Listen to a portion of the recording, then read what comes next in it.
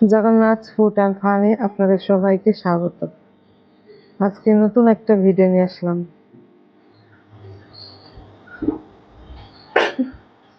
তার জন্য লাগবে আমি 1 কাপ আটা নিলাম আর 2 টেবিল চামচ সুজি।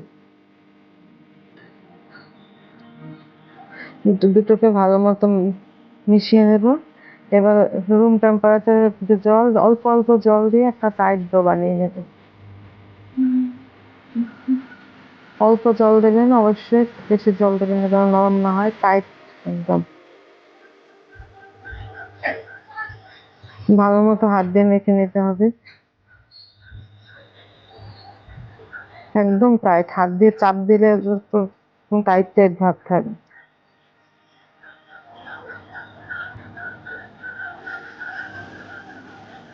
যারা ফুচকার দোকান বানায় তারা এরকমই আটা মাখে, আটাটা যেন শক্ত থাকে।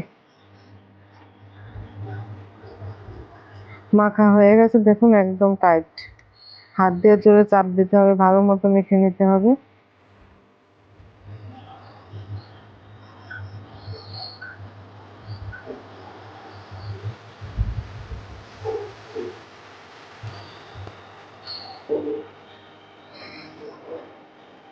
এবার আধা ঘন্টার জন্য আমি তাকে রেস্টে রেখে দেবো। ফিরে আসলাম আধা ঘন্টা পরে।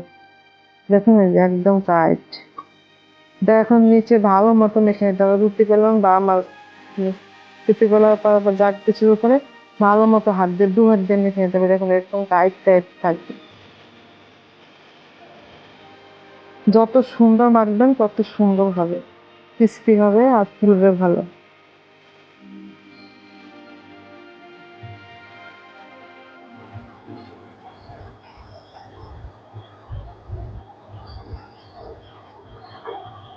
দু হাত দিয়ে গায়ে ভালো মতো শক্তি দিয়ে মাখতে হবে। একটু আলগা হাতে মাখলে হবে না, টাইট।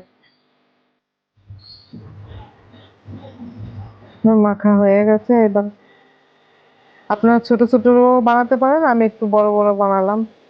বড় বড় বানালে আমার মনে হয় তাড়াতাড়ি হয়ে যায়, ছোট ছোট বেলতে অনেক সময় লাগে। একদম পাতলা করে বেলতে হবে।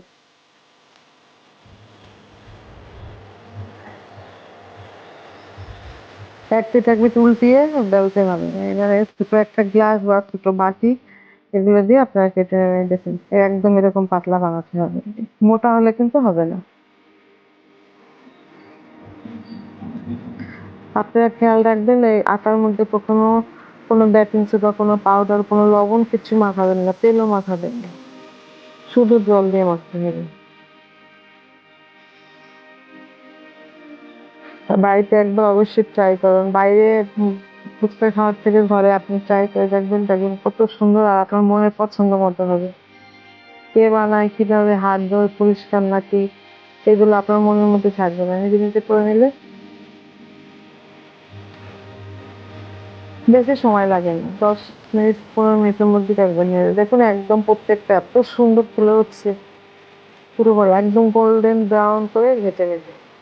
আর অবশ্যই চুলার হিটটা হাই থাকবে, লো হিট হলে হবে না। যত তেলটা গরম থাকবে তত সুন্দর হবে ফুচকা।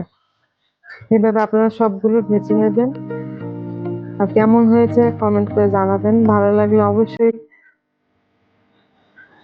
লাইক কমেন্ট করবেন আর শেয়ার করবেন, যেন অন্য একজন জানতে পারে। আর সাবস্ক্রাইব করবেন। এভাবে আমরা সবগুলো ভেজে নিতে, প্রত্যেকটা একদম ফুলে যায়, প্রত্যেকটা একটা একদম হয়নি।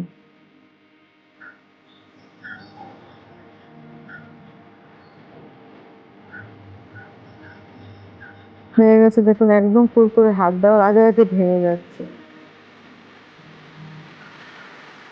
আর অবশ্যই খেয়াল রাখবেন বেলার সময় যেন একদম পাতলা হয়, মোটা হলে কিন্তু ফুলবেও না, ক্রিস্পিও হবে না। এই এক পাশ চাপ দিছে, অন্য পাশ ভেঙে গেছে। তো এটাকে সাজিয়ে নেব। আপনারা চাইলে দই ফুচকা বানাতে পারেন, আর না হলে তো তেঁতুল গোলাপ জলের ফুচকাও বানাতে পারেন।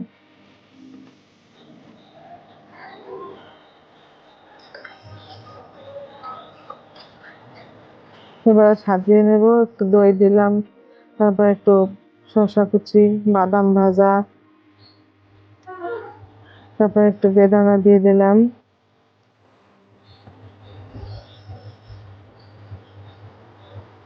একটু টমেটো তেঁতুলের সস,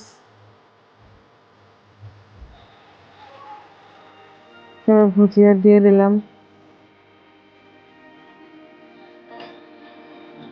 দেখুন হয়ে গেল রেডি। 10-15 মিনিট আপনার দোকানে যেতে যেতে রেডি হয়ে যাবে। খুব টেস্টি হয়েছে, আপনি অবশ্যই ট্রাই করবেন, খুব খেতে টেস্টি হয়েছিল।